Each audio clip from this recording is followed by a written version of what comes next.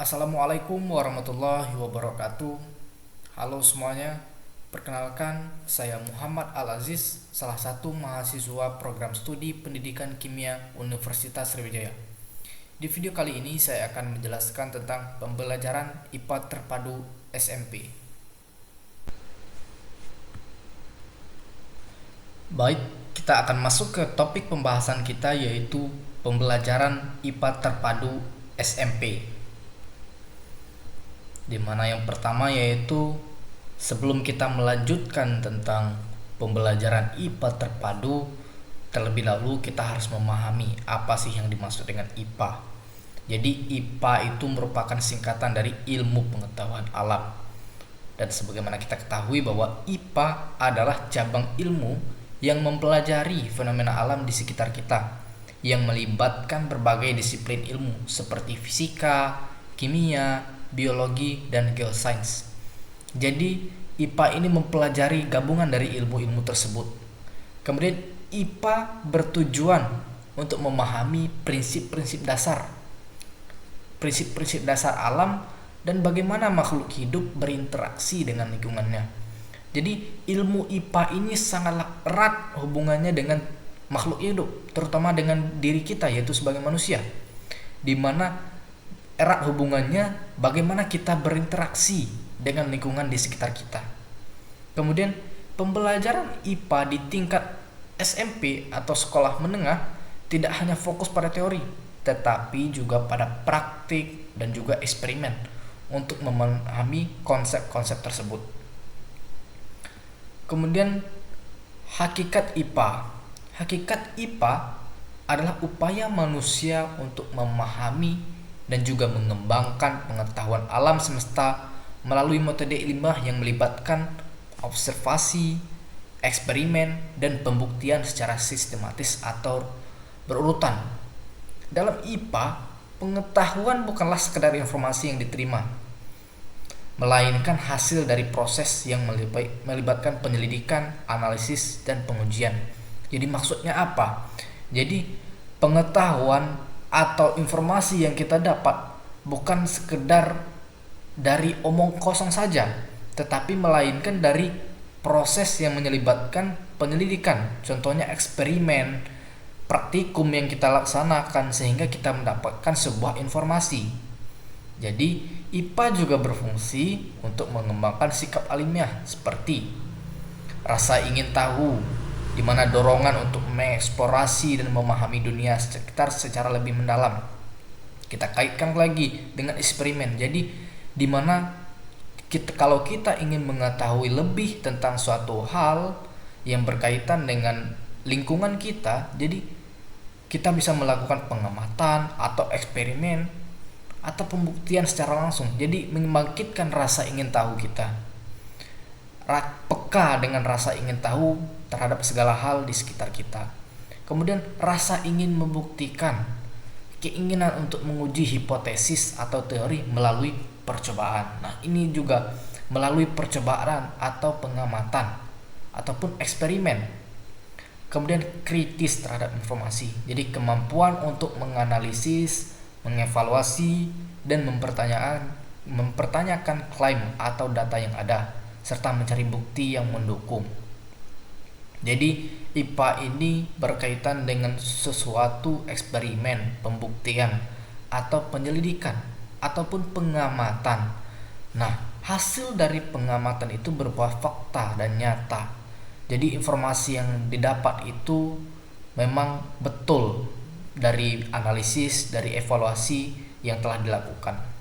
Itulah yang dimaksud dengan kritis terhadap informasi, kemampuan kita dalam mengklaim data atau data yang ada. Jadi serta mencari bukti yang mendukung.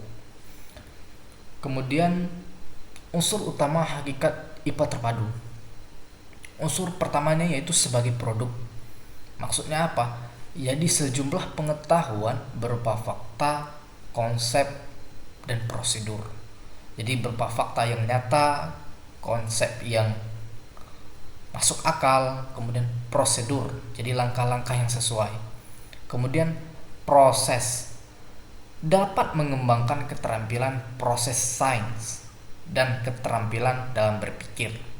Kemudian sikap membangun rasa sikap ilmiah, jujur, disiplin, rasa ingin tahu, dan juga sikap lainnya. Kemudian teknologi, aplikasi dari sains. Kemudian konsep dari IPA terpadu. Mulai kita masuk ke topik pembahasan inti kita, yaitu IPA terpadu. Jadi ilmu pengetahuan alam terpadu atau IPA terpadu adalah pendekatan pembelajaran yang menggabungkan berbagai cabang ilmu pengetahuan seperti fisika, kimia, biologi, dan geosains dalam satu kesatuan materi yang saling terkait. Jadi konsep IPA terpadu ini maksudnya bagaimana kita menggabungkan atau mengaitkan materi dari disiplin ilmu seperti fisika, kimia, biologi, dan geosains dalam satu keutuhan sehingga mudah untuk dipahami. Jadi bagaimana kita semua cabang ilmu ini saling berinteraksi dan saling berkaitan. Kemudian dalam pembelajaran IPA terpadu, siswa tidak hanya mempelajari teori masing-masing. Maksudnya apa? Teori dari masing-masing disiplin ilmu secara terpisah, tetapi juga menghubungkan dan mengintegrasikan konsep-konsep tersebut untuk menyelesaikan masalah secara menyeluruh. Jadi maksudnya, contoh dalam suatu materi misalnya ada fisikanya, ada kimianya, dan biologinya. Jadi bukan hanya sekedar mempelajari yang biologi saja, fisika saja, kimia saja, bukan. Tetapi bagaimana menghubungkan dari ketiga cabang ilmu ini dan mengintegrasikan konsep-konsepnya untuk menyelesaikan masalah. Jadi bagaimana mengaitkan ketiga cabang ilmu ini untuk menyelesaikan suatu permasalahan secara menyeluruh. Kemudian selanjutnya yaitu tujuan dari pembelajaran IPA terpadu. Tujuan yang pertama, memahami konsep secara mendalam. Ini sangat penting sekali, konsep-konsep dasar harus kita pahami. Kemudian yang kedua, meningkatkan keterampilan berpikir kritis. Di era globalisasi sekarang ini, orang-orang yang berpikir kritis sangatlah penting dan sangatlah dibutuhkan. Karena apa? Karena untuk menyelesaikan sesuatu permasalahan global atau apapun itu, kita butuh orang-orang yang kritis terhadap segala hal. Kemudian yang ketiga, menumbuhkan sikap ilmiah. Dan yang keempat, meningkatkan motivasi belajar.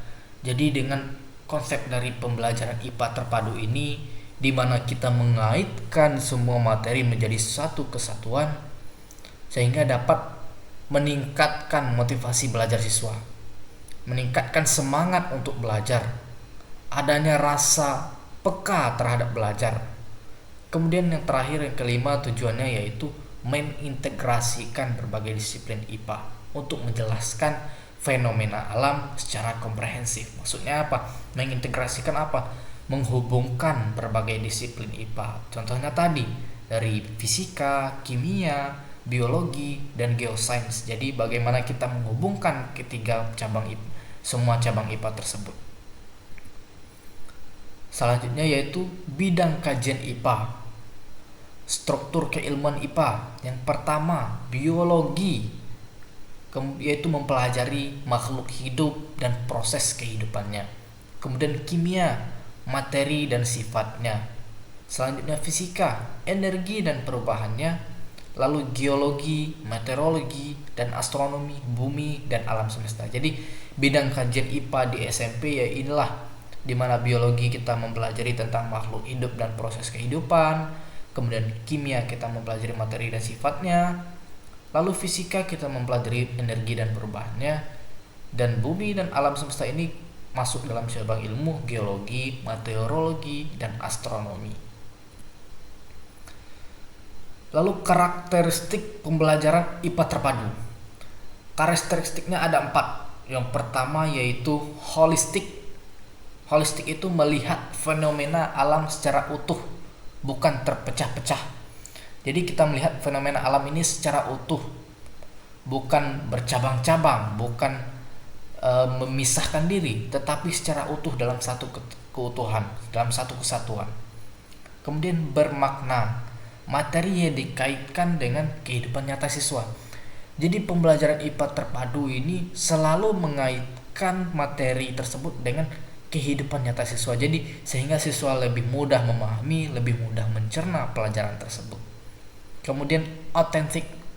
Otentik maksudnya apa? Menggunakan sumber belajar yang relevan dan asli. Ini sangat penting sekali, di mana sumber belajar itu sangatlah penting. Apabila kita salah sedikit saja dalam mengambil sumber belajar, maka sangat salah ke depannya. Jadi sumber belajar itu haruslah yang relevan dan asli. Kemudian aktif. Jadi siswa aktif terlibat dalam proses pembelajaran seperti eksperimen dan juga diskusi. Kemudian struktur kurikulum IPA terpadu SMP, di mana kelas 7 struktur ini dimulai dari kelas 7, 8 dan 9 ya strukturnya. Di mana kelas 7 fokus utamanya yaitu pada konsep dasar dari materi fisika, kimia, dan biologi. Jadi masih memahami konsep-konsep dasar. Kemudian kelas 8 mulai pendalaman materi yang lebih terintegrasi seperti sistem di dalam tubuh manusia. Jadi pendalaman materinya lebih terintegrasi atau lebih saling berhubungan antara fisika, kimia, dan biologinya. Contohnya apa? Ya sistem di dalam tubuh manusia. Kemudian kelas 9. Kelas 9 ini aplikasi konsep-konsep IPA dalam kehidupan sehari-hari dan teknologi. Jadi bagaimana kita menerapkan konsep-konsep dari IPA ini dalam kehidupan sehari-hari. Itu di kelas 9. Selanjutnya yaitu pendekatan pembelajaran dalam IPA terpadu. Ada 3 metode pendekatan, yaitu yang pertama pendekatan saintifik, di mana melibatkan langkah-langkah seperti mengamati, bertanya, mencoba, menegosiasikan, dan mengkomunikasikan. Kemudian yang kedua, pendekatan melalui pembelajaran berbasis proyek atau PBL, di mana mendorong siswa untuk merancang eksperimen dan proyek yang menggabungkan berbagai cabang IPA. Berbagai cabang IPA apa? Ya tadi, fisika, kimia, biologi. Jadi bagaimana siswa merancang suatu proyek atau eksperimen dari gabungan materi tersebut. Kemudian eksperimen dan observasi. Pembelajaran yang melibatkan siswa secara langsung dalam pengamatan dan juga percobaan. Jadi siswa ikut andil atau ikut aktif dalam pengamatan dan juga percobaan. Kemudian prinsip pembelajaran terpadu. Yang pertama, pengelolaan pembelajaran, di mana membuat pembelajaran IPA lebih menarik dan bermakna, mengembangkan keterampilan berpikir kritis, penggunaan sumber belajar yang beragam. Kemudian reaksinya apa? Mengacu pada tanggapan dan respon siswa berupa tindakan, sikap, atau pemahaman yang muncul dari siswa tersebut. Kemudian penggalian tema, di mana meningkatkan motivasi belajar siswa dengan tema dan isu-isu terkini yang menarik dan juga terbuka. Kemudian evaluasi ini mengukur pencapaian siswa, mencakup pemahaman konsep, kemudian penilaian terhadap keterampilan dan kemampuan siswa dalam berpikir kritis. Kemudian langkah-langkah pembelajaran IPA terpadu. Jadi langkah-langkahnya apa? Yang pertama, pengenalan masalah, di mana kita menyajikan masalah atau topik yang relevan dan juga menarik sehingga membangkitkan semangat siswa dalam belajar, membangkitkan motivasinya. Kemudian eksplorasi dan penyelidikan, di mana siswa melakukan percobaan atau studi kasus. Kemudian pengolahan data, menganalisis data dari eksperimen atau observasi yang telah dilakukan oleh siswa. Jadi siswa itu harus menganalisis data sendiri, harus melihat data hasil dari eksperimennya, yaitu dengan pengolahan data. Kemudian diskusi dan refleksi, di mana ini menyusun kesimpulan dan mendiskusikan hasil dari observasi atau eksperimennya. Kemudian terakhir yaitu presentasi. Jadi siswa dituntut untuk bisa presentasi atau menyajikan hasil penelitian atau proyek dalam bentuk laporan atau presentasi. Kemudian metode pembelajaran IPA terpadu. Ada 3 metode. Yang pertama, diskusi kelompok, di mana siswa bekerja dalam kelompok untuk menyelesaikan masalah bersama. Jadi mungkin ini sudah tahu bagi kita semua apa itu diskusi dalam berkelompok. Kemudian pembelajaran berbasis masalah atau problem based learning, di mana siswa diberi masalah yang nyata untuk diselesaikan secara kolaboratif, secara kelompok maksudnya. Kemudian pembelajaran inquiry, yaitu siswa belajar melalui proses penyelidikan dan juga eksperimen. Lalu perbandingan antara metode pembelajaran tersebut apa? Di mana diskusi kelompok fokusnya yaitu kolaborasi dalam membahas topik. Kemudian pembelajaran berbasis masalah fokusnya pemecahan masalah yang nyata melalui penelitian. Dan pembelajaran inquiry fokusnya yaitu penyidikan atau eksperimen untuk menemukan konsep. Nah, dari ketiga konsep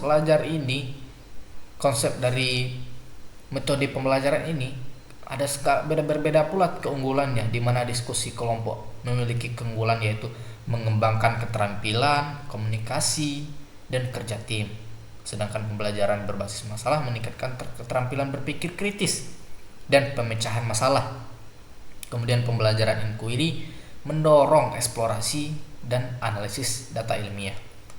Contoh dari kegiatan diskusi kelompok apa? Contohnya yaitu cara menjaga keberagaman hayati di sekitar sekolah, di mana siswa saling berdiskusi tentang cara menjaga keberagaman hayati tersebut. Kemudian pembelajaran berbasis masalah contohnya apa? Yaitu menyusun solusi untuk mengurangi polusi di lingkungan sekitar. Contohnya di daerah kita, di mana polusi seperti asap kendaraan bermotor itu sangat banyak sehingga menyebabkan suatu masalah. Jadi bagaimana siswa menyusun solusi untuk mengurangi polusi tersebut. Kemudian contoh dari pembelajaran inquiry yaitu melakukan eksperimen untuk menguji pengaruh suhu terhadap kecepatan reaksi kimia. Nah, ini sudah masuk ke semua materi, jadi saling berkaitan, di mana ada fisikanya, ada biologinya, dan juga ada kimianya. Kemudian evaluasi. Nah, evaluasi atau penilaian dalam pembelajaran IPA terpadu. Jadi yang pertama ada penilaian secara berbasis kompetensi, di mana meliputi aspek pengetahuan, keterampilan, dan sikap ilmiah siswa. Kemudian penilaian formatif dilakukan selama pembelajaran untuk mengetahui pengembangan siswa. Kemudian penilaian sumatif di mana dilakukan di akhir pembelajaran seperti ujian atau proyek akhir. Kemudian refleksi diri. Refleksi diri ini yaitu siswa diminta untuk merefleksikan apa yang telah mereka pelajari. Kemudian kekuatan atau manfaat dari pembelajaran IPA terpadu ini yaitu yang pertama, dengan menggabungkan berbagai bidang kajian akan terjadi penghematan waktu. Karena ketiga disiplin ilmu, fisika, kimia, dan biologi dapat dibelajarkan sekaligus. Jadi dapat dipelajari sekaligus. Tumpang tindih materi juga dapat dikurangi, bahkan dihilangkan. Jadi maksudnya apa? Dengan menghubungkan berbagai kajian dari ilmu ini dapat menghemat waktu seperti dari pembelajaran ilmu fisika, kimia, dan biologi, di mana sebelumnya kita harus menjelaskan satu persatu kimia ini apa, biologi ini apa, fisika ini apa. Tetapi dengan pengembangan konsep dari IPA terpadu ini, di mana kita bisa menggabungkan ketiga materi ini dalam satu kesatuan sehingga dapat menghemat waktu. Kemudian yang kedua apa? Peserta dapat melihat hubungan yang bermakna antar konsep fisika, kimia, dan biologi. Jadi peserta didik ini tidak hanya melihat materi dari biologi saja atau dari kimia saja ataupun dari fisika saja, tetapi peserta didik dapat melihat hubungannya sehingga peserta didik ini tertarik untuk belajar karena keterkaitan hubungan itu. Jadi Misal dalam satu topik pembahasan di mana biologinya ada, kimianya ada, dan fisikanya ada dalam suatu topik pembahasan itu, sehingga siswa bangkit rasa penasarannya atau rasa ingin tahunya untuk mempelajari lebih dalam lagi. Kemudian meningkatkan taraf kecakapan berpikir peserta didik, karena peserta didik dihadapkan pada gagasan atau pemikiran yang lebih luas dan lebih dalam ketika menghadapi suatu pembelajaran. Kemudian pembelajaran terpadu menyajikan penerapan atau aplikasi tentang dunia nyata yang dialami dalam kehidupan sehari-hari, sehingga memudahkan pemahaman konsep dan kepemilikan kompetensi IPA. Selanjutnya yaitu motivasi belajar peserta didik dapat berbagi dan ditingkatkan. Jadi sudah saya katakan tadi bahwasanya jikalau kita menggabungkan materi melalui konsep IPA terpadu ini, di mana motivasi belajar peserta didik itu membara, membangkit, dan dapat kita tingkatkan karena konsep ini. Jadi pembelajaran IPA terpadu membantu menciptakan struktur kognitif yang dapat menjembatani antara pengetahuan awal peserta didik dengan pengalaman belajar. Jadi apa? Jadi bisa menjembatani antara pengetahuan dari peserta didik dengan pengalaman belajar yang terkait, sehingga pemahamannya menjadi lebih terorganisasi dan mendalam, sehingga memudahkan memahami hubungan materi IPA dari satu konteks ke konteks yang lainnya. Kemudian yang terakhir yaitu akan terjadi peningkatan kerjasama antar guru sub bidang kajian terkait. Jadi guru dengan peserta didik dengan peserta didik atau guru dengan narasumber, sehingga belajar lebih menyenangkan, belajar dalam situasi yang nyata dan dalam konteks yang lebih bermakna. Jadi belajar bisa lebih menyenangkan karena apa? Karena ada peningkatannya kerjasama antara guru dengan guru, peserta didik dengan guru, dan juga peserta didik dengan peserta didik lainnya, sehingga meningkatkan semangat dalam belajar. Nah, tentu jikalau kita berbicara kekuatan pasti ada kelemahan. Jadi apa sih kelemahan dari pembelajaran IPA terpadu SMP ini? Jadi kelemahannya yang pertama yaitu beban kerja guru yang meningkat.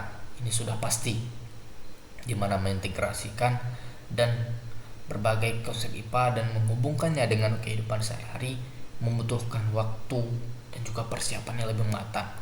Jadi guru perlu merancang pembelajaran yang menarik dan relevan serta menyusun materi ajar yang komprehensif. Peserta didik dapat melihat hubungan yang bermakna antar konsep fisika, kimia, dan biologi. Jadi beban kerja guru yang meningkat, di mana guru harus merancang bagaimana ketiga konsep ilmu ini bisa menjadi satu kesatuan utuh sehingga membangkitkan semangat belajar siswa. Kemudian yang kedua, kurangnya sumber daya. Tidak semua sekolah memiliki fasilitas yang memadai seperti laboratorium, alat peraga, dan internet yang stabil untuk mendukung pembelajaran IPA terpadu, di mana pembelajaran IPA terpadu ini membutuhkan fasilitas atau sarana prasarana yang lengkap, yang memadai. Jadi jikalau ada sekolah, maka kurangnya terorganisirnya atau kurangnya tidak dapat dilaksanakannya pembelajaran IPA terpadu ini karena kurangnya sarana dan prasarana, atau lebih tepatnya kurang sumber daya. Kemudian kesulitan dalam mengukur capaian pembelajaran. Ini tentu pasti. Menyusun indikator pencapaian yang jelas dan komprehensif untuk pembelajaran terpadu dapat menjadi tantangan. Ini merupakan tantangan tersendiri tentang kesulitan dalam mengukur capaian pembelajaran atau indikator pencapaiannya. Kemudian perbedaan tingkat kemampuan siswa. Dalam satu kelas, tentunya siswa memiliki kemampuan dan minat yang berbeda-beda. Jadi menyesuaikan pembelajaran terpadu agar dapat mengakomodasi semua siswa dapat menjadi sulit. Jadi kita harus sebagai guru harus meningkatkan semangat siswa ini. Namun dalam satu kelas, sebagaimana kita ketahui bahwa siswa ini berbeda-beda. Ada yang memiliki kemampuannya di bidang ini, ada kemampuan di bidang ini, kemudian minatnya di sini dan minatnya di sini. Jadi itulah menjadi kesulitan atau kelemahan dalam pembelajaran IPA terpadu ini, di mana tidak dapat semua siswa menjadi sulit, tidak semua siswa bisa mendapatkannya. Jadi bagaimana kita guru ini, namun kita harus mengatasinya sebagai guru. Jadi bagaimana kita menyesuaikan pembelajaran ini agar semuanya dapat memahami, agar semua siswa mendapat membangkitkan semangatnya dalam belajar dari konsep pembelajaran IPA terpadu ini, sehingga semuanya mendapat ilmu yang bermanfaat dan juga bisa diterapkannya dalam kehidupan sehari-hari. Mungkin sekian itu saja dari pembelajaran IPA terpadu yang saya sampaikan. Lebih dan kurang saya mohon maaf. Saya tutup dengan billahi taufiq wal hidayah. Wassalamualaikum warahmatullahi wabarakatuh.